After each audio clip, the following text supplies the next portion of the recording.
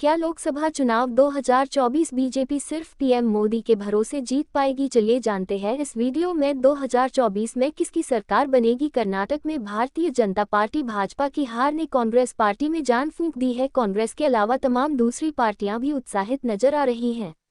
कर्नाटक में एक ऐसी पार्टी को हार मिली है जो पूरी तरह से ब्रांड मोदी पर निर्भर थी। ऐसे में ये सवाल उठने लगे हैं कि क्या ब्रांड मोदी लड़खड़ाता हुआ नजर आ रहा है। अगर इस सवाल का जवाब हाँ है तो इसका असर 2024 के लोकसभा चुनाव पर कितना पड़ेगा। मोदी vs कांग्रेस के लिए होगा बड़ा सवाल। साल 2024 का लोकसभा चुनाव कांग्रेस के लिए एक सवाल पैदा करता है कि कांग्रेस किसकी लीडरशिप में आम चुनाव लड़ेगी। कांग्रेस के सबसे बड़े नेता राहुल गांधी ही हैं, लेकिन अगर राहुल गांधी को पीएम कैंडिडेट घोषित कर दिया जाता है तो मुकाबला राहुल बनाम मोदी का हो जाएगा, जो बीजेपी के पक्ष में और कांग्रेस के खिलाफ जा सकता है। इसका नतीजा 2019 में देखा जा चुका है।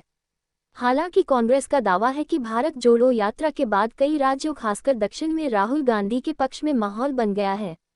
कांग्रेस इसको कर्नाटक विधानसभा चुनाव के नतीजों से भी जोड़ रही है। 2022 में मोदी का जादू न केवल गुजरात में दिखा, बल्कि साल की शुरुआत में बीजेपी ने लगातार दूसरी बार सत्ता बरकरार रखते हुए उत्तर प्रदेश में भी इतिहास रचा था। साल 2022 में 5 राज्यों में विधानसभा चुनाव हुए और इन चुनावी नतीजों में बीजेपी एक साथ 4 राज्यों में अपनी सरकार बनाने में कामयाब रही।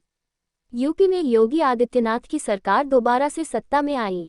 गुजरात में भी बीजेपी ने सरकार बनाई। उत्तराखंड में भी बीजेपी की वापसी हुई।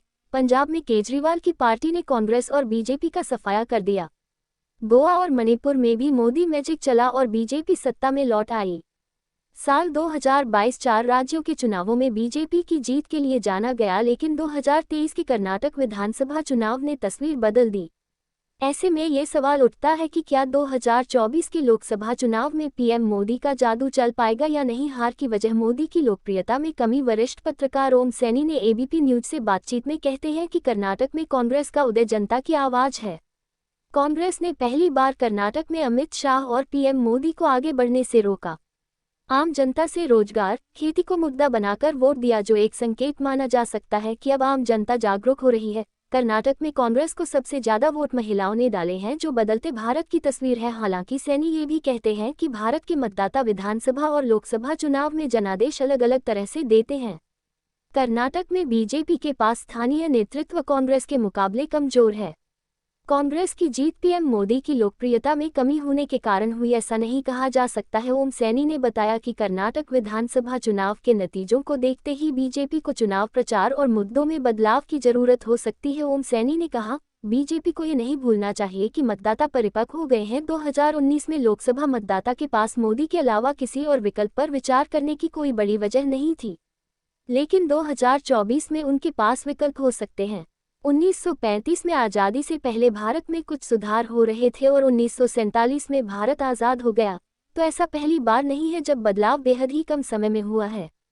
कर्नाटक में कांग्रेस को मिली जीत के बाद कांग्रेस, ममता बनर्जी, अखिलेश यादव, केजरीवाल जिस तरह से उत्साहित हैं, वो बीजेपी को 2024 के लोकसभा चुनावों में परेशान कर सकते हैं।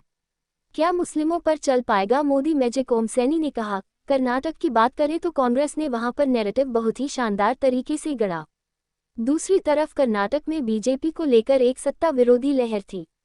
कर्नाटक के नतीजों में बीजेपी का वोट प्रतिशत नहीं घटा है, जेडीएस का वोट प्रतिशत घटा है। यानी मुस्लिमों ने बहुत ही प्रैक्टिकल वोटिंग की। मुस्लिमों को लगा कि कांग्रेस बीजेपी को हरा सकती है।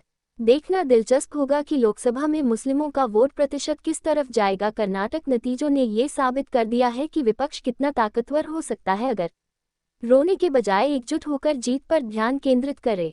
अगर ऐसा हो तो 2019 में जो हुआ वो 2024 के लोकसभा चुनाव नहीं दोहराया जाएगा। दूसरी तरफ पीएम मोदी और बीजेपी किसी भी चीज को हल्के में नहीं लेते हैं। कर्नाटक में मिली हार से बीजेपी के रणनीतिकारों को पूरी तरह से चौकन्ना कर दिया है। आपको क्या लगता है 2024 में कौन जीतेगा?